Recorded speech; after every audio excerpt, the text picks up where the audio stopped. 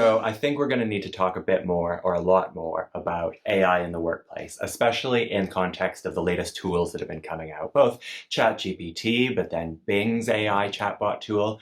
Google just released Google Bard, which is their AI chatbot, which I've used briefly. It's not very good, but there's so many tools along with the kind of text and chat AI tools, text to image tools, which are very cool, but raise a whole bunch of other issues. But the reason it's worth talking about is because these are so widespread. They've been talked about a lot, but they're also very useful.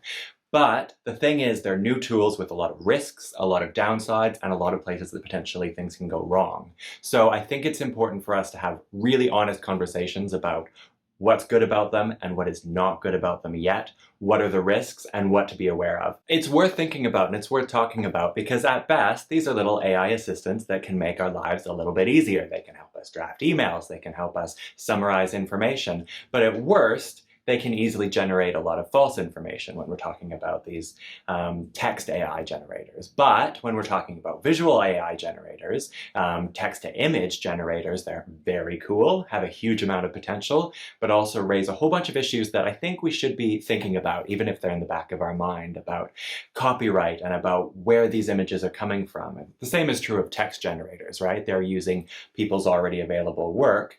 But I think it's a little bit different when we're talking about using the body of writing and language that's online versus using visual arts and the potential copyright problems. And not just the copyright problems, but the ethical problems that we need to think about. How much of work do we want to automate, especially if we're automating stuff that is not done very well? Do we want to put a whole bunch of people out of work who we actually need their talents and creativity, and they should be getting paid for it? But I'm going to talk mostly about these AI text generators, but I do want to talk about the image generators too, because I've used them a bit. They're fantastic, they're cool, they're interesting, they generate amazing images. But there's a whole bunch of problems that we don't really see when we're just using them. So that text to image generation might be a different video, a slightly different conversation, because there's a lot of different stuff that's worth talking about there, but we'll get there. So if we're talking about AI text generators, the best one so far is clearly ChatGPT. Now, Bing has also had a lot of attention because it's got a bit more personality and it tends to go a bit off the rails. There have been some good examples of that and some quite worrying examples of that too. ChatGPT has probably got the most attention because they were kind of there first in releasing a generally widely available, easily accessible AI text tool that pretty much anyone could use even if they didn't have any coding background or experience. And I'm especially happy to talk about ChatGPT because I've been using it for a while, both out of interest and curiosity to test some of the limits, the things that go wrong, the things it doesn't do very well, to see what some of its capabilities are, and to see where it makes mistakes, because it can make quite a few mistakes and it can make very profound mistakes, but also using it as a productivity tool because it is actually a really useful productivity tool. And the way a lot of people have been talking about it as if it's this amazing tool that generates things that can write articles and create long form content and do stuff that it doesn't do very well, or it can do inaccurately, or it can hallucinate is the word that people are using to refer to what happens when ChatGPT makes up disinformation or misinformation or lies to you because it's very good at doing that. But I've found as a practical workplace tool, it's a lot safer and more reliable to use to summarize existing content, right? So it's a natural language tool that is really good at writing things in the way that a human would, based on, how people have written online and all of the text that it has. It's a bit clunky, it uses too many verbs, I could criticize its language in a few ways, but it writes quite natural sounding text. So in that sense, it's good. Giving it clear parameters and giving it some text to work from makes it a lot more useful. So a good example of that is what I'll do sometimes is I'll write a couple notes about an email. So I'll have the key things that I want to say and then say, ChatGPT, turn these 4 points into this email. Boom. Then it's a bit clunky and I'll say, make it shorter, and it will do that.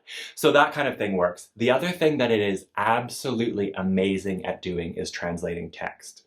So in most workplaces and businesses, languages has been a major barrier for a long time. There's tools that make that easier. Things like Google Translate has always been pretty much the gold standard of translating one language to another and making it comprehensible. Now, it's not great, and it's not really great for technical information, complex information, nuanced information. You can use a lot of translation tools to translate and get the general idea, but not to translate long documents, and not always in a way that makes a lot of sense. But I found ChatGPT is an amazing translator that is over and above anything else. And we have to know, because if it's going to make mistakes in English, it's going to make mistakes translating, German or Chinese or Norwegian to English. So we have to realize that when we're making these translations, take everything with a grain of salt, be careful about what you're reading and how you're interpreting stuff, because it's taking one language to another language and it could be making minor mistakes throughout. But as a translator, it's amazing. And if you're looking at translating technical or scientific documents from one language to another, it's pretty accurate and you can get the main points. And we'll have to do a lot of checking along the way, but it is really useful for that. So as a translator, fantastic resource, especially when you can be kind of checking its work and double checking things along the way, especially in a professional setting where you don't want misunderstandings created by your AI translator.